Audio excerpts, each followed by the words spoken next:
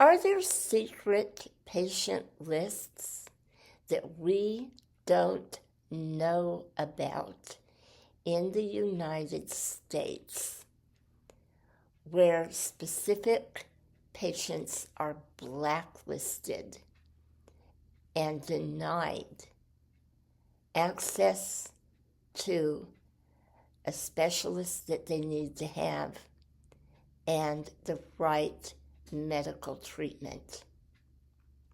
And if that's the truth, could it be the leading cause of medical malpractice? I'm Cynthia Greer, the spiritualist who works at the in-depth level of the soul, covering all aspects of spiritual growth and development that help you develop a higher consciousness in which you can live your life with the ability to gain wisdom to truly discern what it is you are dealing with and act appropriately. I am also the author of 5 published books. My latest is Medical Malpractice, The Uncharted Journey. And after watching this video, if you are inclined to watch the full video and not click off, you may be interested in going to my author's link below on Amazon and getting a copy of this book. Everything I bring you on this channel is the truth. It's something that you are not going to get anywhere else on YouTube because I have directly experienced it and it is ongoing. And because of this, I am cloaked in what I do. So I greatly appreciate it when viewers like, subscribe, share, and press the notification buttons if they believe they are getting something out of my lectures or my work could possibly help another individual that may not have access to it. So let's get on with it. If you are familiar with me, you may have already read my book or you have watched my other videos on medical malpractice. At this point of my medical journey, I have had a number of major surgeries that stemmed from a late diagnosis in which I had stage 3 oral cancer. And by the time my surgery was approved, I had to undergo radical surgery, which was followed by radical radiation therapy. And though I was left cancer-free because all of the margins were clear, I was given a very invasive type of radiation that was directed through my jaw. And I was never told that I could end up with losing the circulation to my jaw, which was then going to be a diagnosis of osteoradionecrosis, which necrosis means death, so bone death of the jaw. And because the jaw was dying and the blood flow was stopping, then the teeth would eventually begin to naturally fall out and break off. And some of them so far down into the bone that the only way they could be extracted would be through an oral surgeon that was qualified to do it, because a regular dentist couldn't do it, because I was considered a high-risk patient.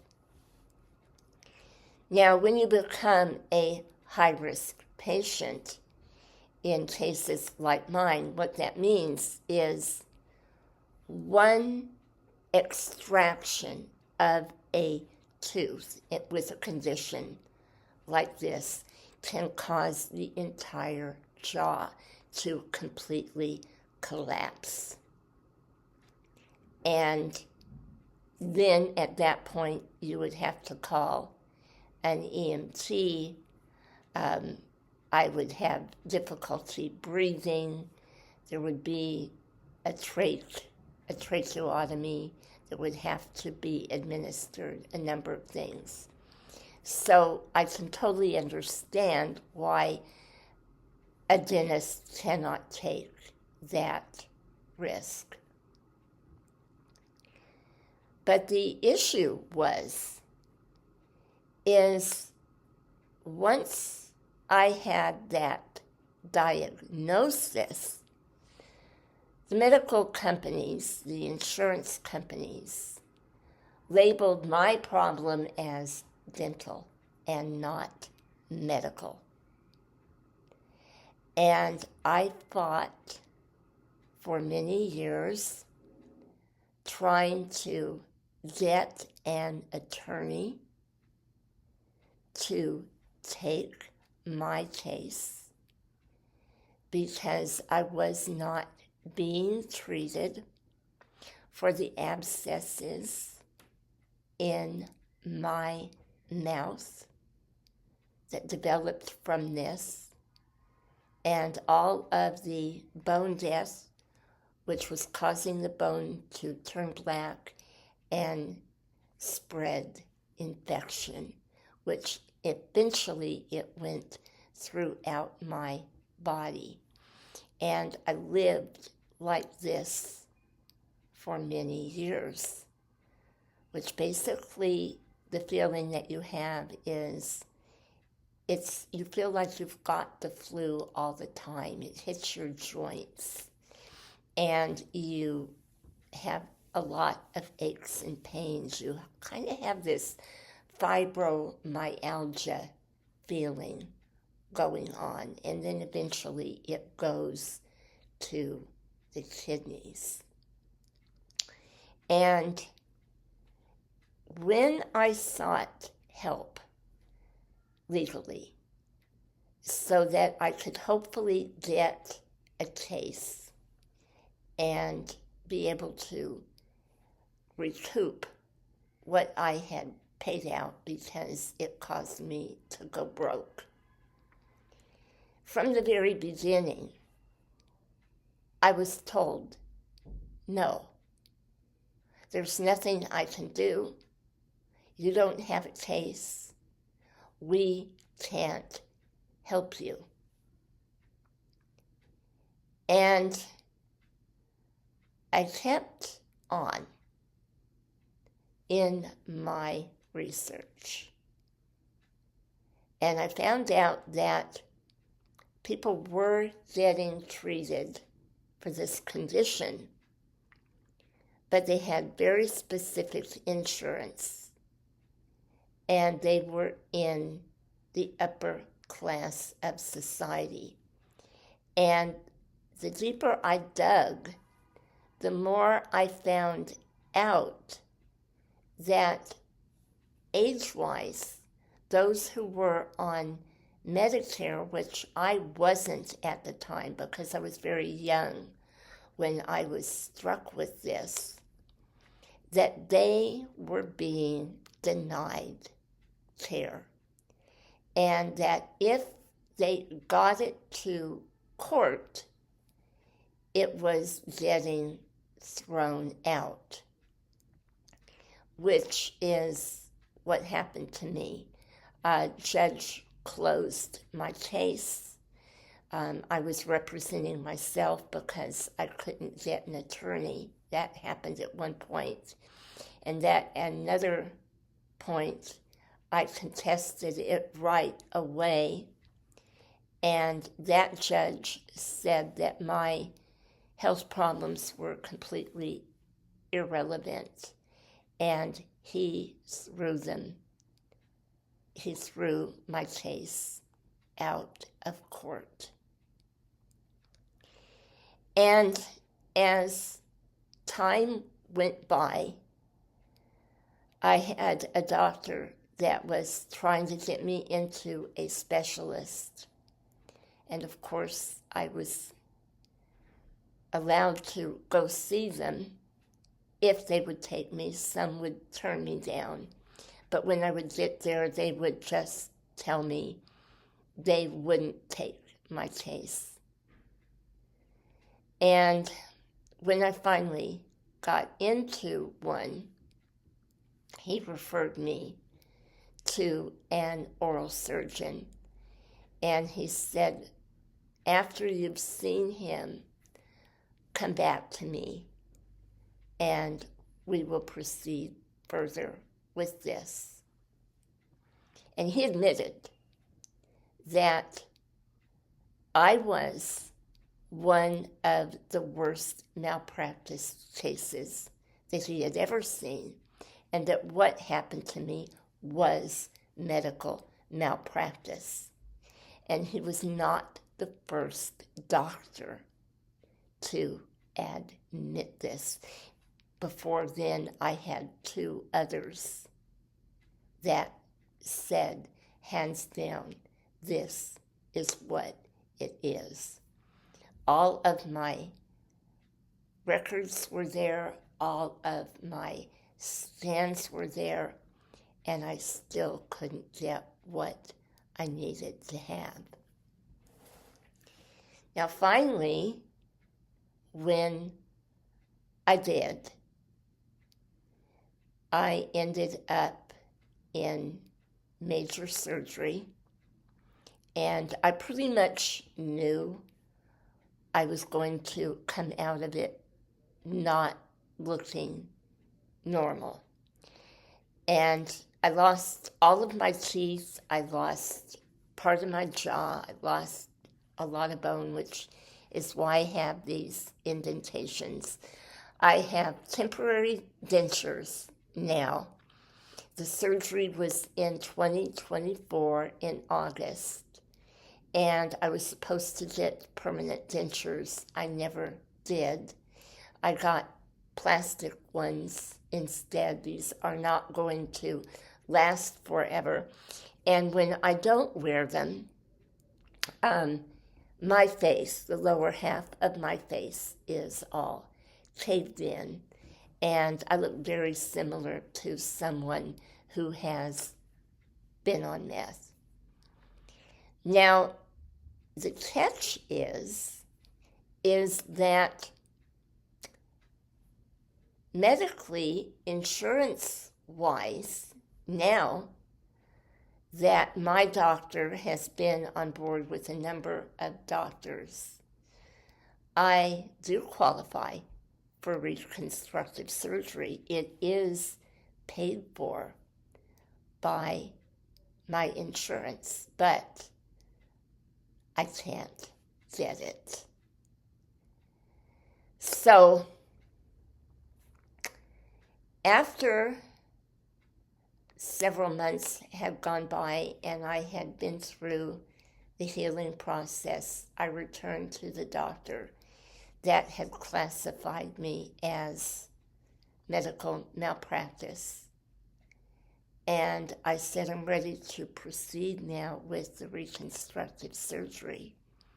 And he just had such a change of heart from the way he was when I first went to him, and he sent me to his colleague. And he said, he just lied in my face, and he said, there is absolutely nothing I can do for you. And he was so hateful. And he said, you will have to look this way the rest of your life. There's nothing, absolutely nothing that can be done. So he out and out lied and acted like I couldn't have this reconstructive surgery when, after seeing him, my doctor sent my medical records to USC. And that doctor there said I absolutely could be reconstructed and that he would do the surgery. Now, prior to that, I did visit another reconstructive surgery who lied in my face. But he skirted the truth by just being totally disinterested in me and saying, your face is asymmetrical, which means it's not even, it's disfigured. And he sent me to another doctor. Now, mind you, all of these doctors, except the one at USC, are all colleagues. And I got horrible treatment from that doctor as well. And this was at a university medical center, which really surprised me. Now, here we are, jump ahead to 2026. And people have told me they're working on my case. Then I find out that they just totally stopped. They're not working on it. And I get, well, I'll look into it. But nothing is moving forward. Now, why do I believe that I have been blacklisted? Because I have done advocacy for a number of people.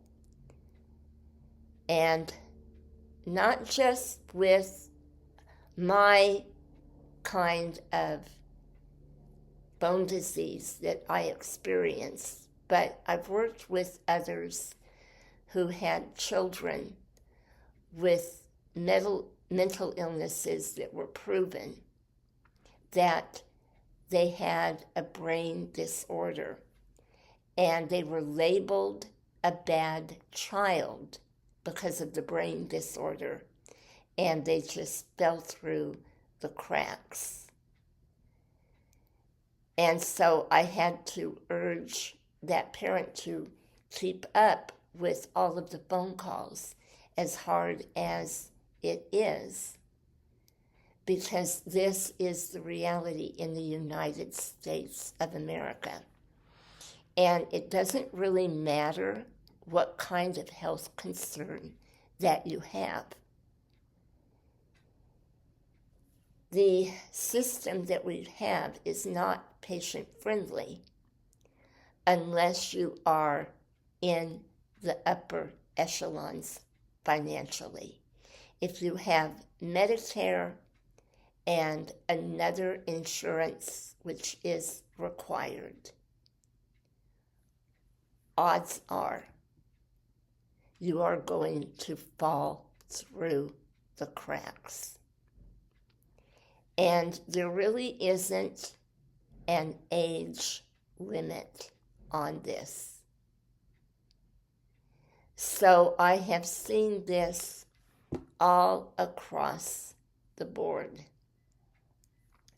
Now, in my own research that I have found is that with the type of cancer I had and the facial disfigurement through the osteoradionecrosis, which many cancer survivors of head and neck cancer and tongue cancer get, but they are never told that is what they have. They are just pawned off to psychotherapy and encouraged to live their lives as a shut-in, because when your teeth are rotting out of your head and you have open sores and bone rot, you are in pain all of the time. It affects your speech. It affects the way you eat. You basically have to go on a liquid diet. And then other things happen to you internally. And you lose your self-esteem. You are not living your life to its fullest. Now, I bring this truth out to you because I have been told so many times, be thankful for what you got. Well, at least you survived it. Yes, I survived it. And I'm very thankful for the fact I did. And I write about that all of the time.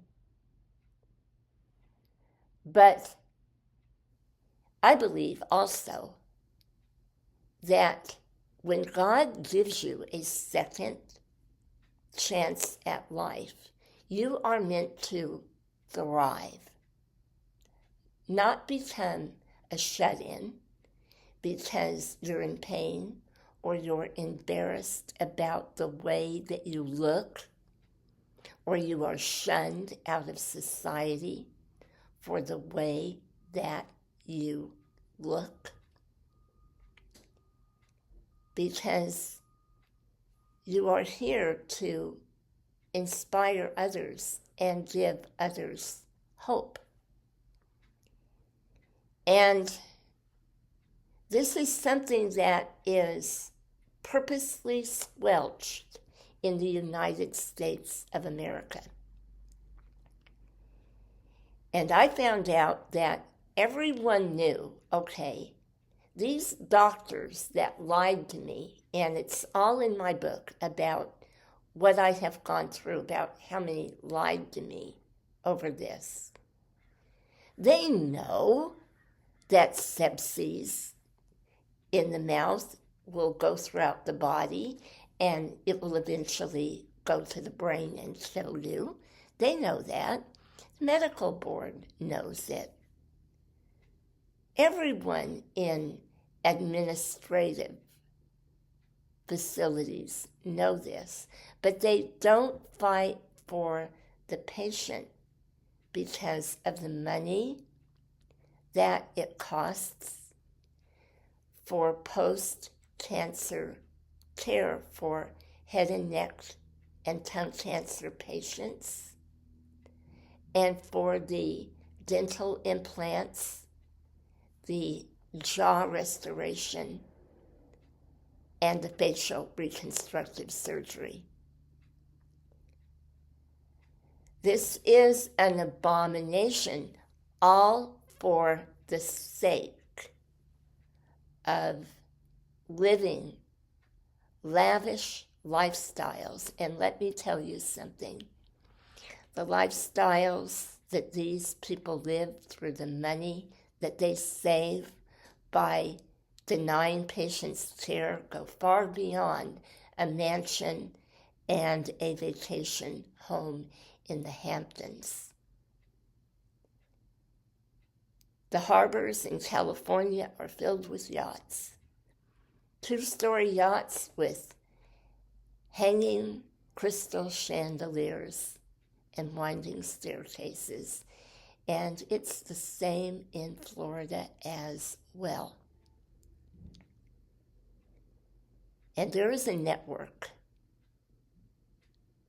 in both the legal and medical field that protects the criminal behavior that is administered on Americans that has caused so many to have untimely deaths or to completely give up. And because head and neck cancer involves speech, it involves the voice, it involves the mouth, what better way to silence someone than to take away their dignity? Whatever your path is in life, whatever you are struggling with medically, always remember that what you say and how you act with any kind of a doctor can and will be used against you because it goes into your medical file. And also, that many illnesses, when they go so far, you have what is called a comorbidity. And a comorbidity means that you have more than one health issue, and they are all offset by the other. So how one issue is treated could affect the other comorbidity that you have.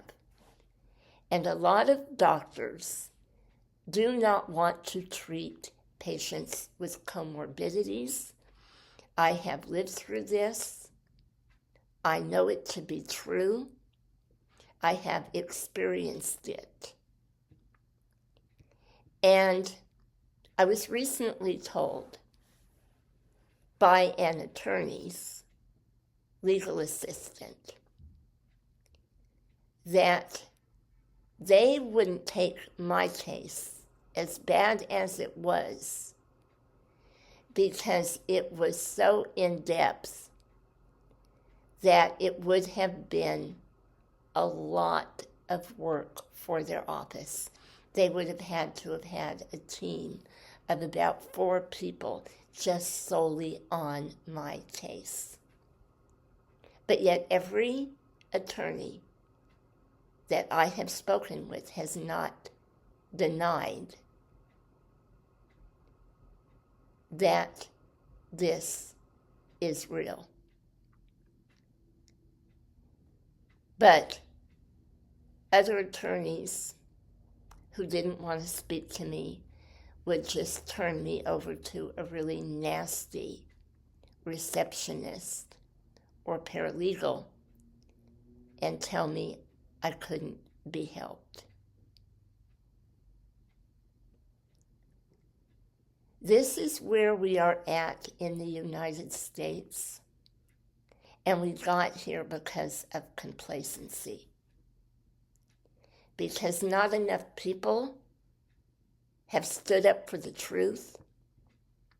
Not enough people have stood up to abuse. Not enough people have been willing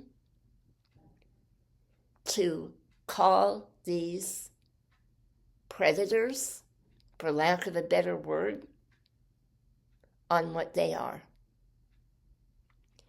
There is 2 sets of rules here. And this is the way it works when it comes to legal representation for medical malpractice. And there is one set of rules for people that have a lot of money and a lot of support, who are married couples who have brought in a lot of money, who have children. An attorney is more than likely going to take on a case like that than they will for a single woman past a certain age, or somebody who is really underprivileged. The media has painted a big, splashy picture about civil rights in America and how wonderful Americans are about justice and civil rights to the underdog. That is not true. That is a lie. They are showing you what they want you to see. Because legal representation and justice does not exist for the average American.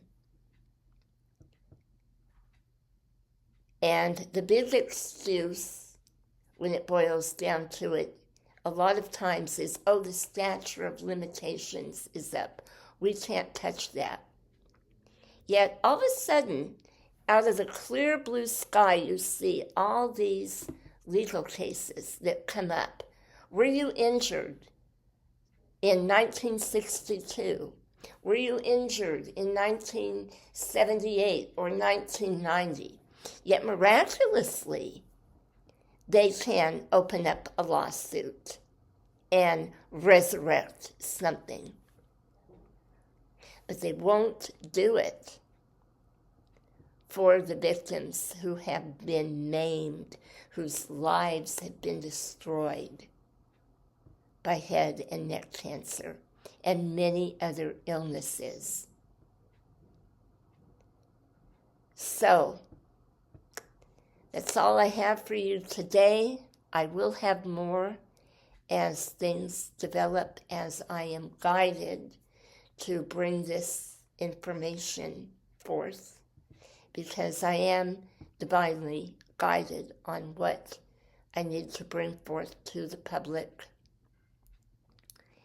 So I will always notify you and stand by the messages that I have given, because I only give you the truth. I'm not making any of this up. I have all of the medical records to prove it. I have a ton of doctors who are in the light, who have not chosen the demonic path, who are fighting for justice and truth for people like me, and they are saving lives. So on that note, I'm going to let you go. I wish you great love and many blessings. Bye for now.